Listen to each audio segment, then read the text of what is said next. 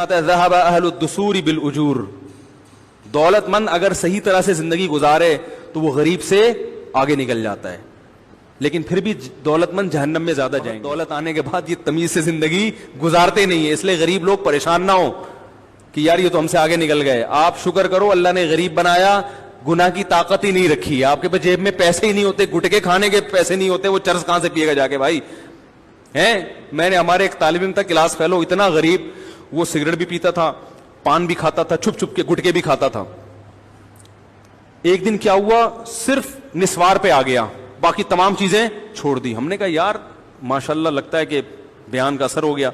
اس نے کہا یار پیسے اتنی جیب خرچی ملتی نہیں ہے کہ گٹکا بھی کھاؤں سگریٹ بھی پیوں, تو مجبوراً اب کس پہ آ گیا ہوں, نسوار پہ. تو ہم نے کہا دیکھو یہ غربت اللہ کی کیا ہے, رحمت ہے کہ اللہ نے آپ سے یہ ساری گندگی چھڑا دی ہے.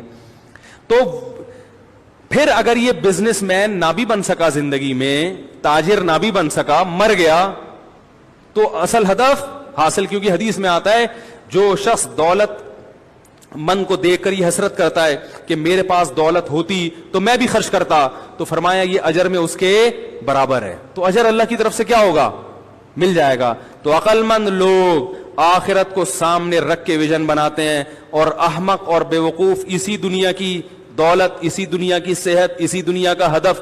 ہم تو بھائی صحت بھی بناتے ہیں تو کس کے لیے, آخرت کے لیے, کہ اللہ کا حکم ہے. لہذا اگر ہم صحت بنانے کی کوشش کریں, نہ بنے, ٹینشن نہیں ہوگی کم از کم. اور جن کا ہدف ہی صحت ہے وہ کمبخت ہدف تک نہ پہنچے تو ٹینشن, پہنچ جائیں تو ٹینشن کی یہ ہمیشہ رہے گی نہیں.